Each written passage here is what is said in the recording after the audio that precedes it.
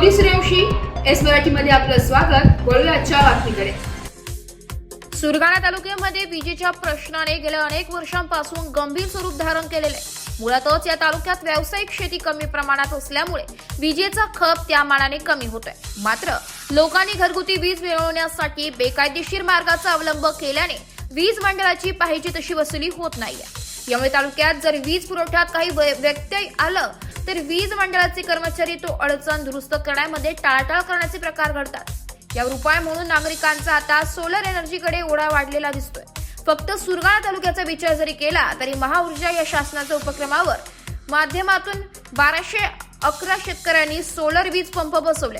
यासह महाराष्ट्र राज्य वीज वितरण कंपनीच्या माध्यमातूनही 550 सोलर वीज पंप असे एकूण 1761 सौर कृषी पंप बसवण्यात आले। एस मराठी न्यूज साठी प्रतिनिधी लक्ष्मण बागुल, सुरगाणा।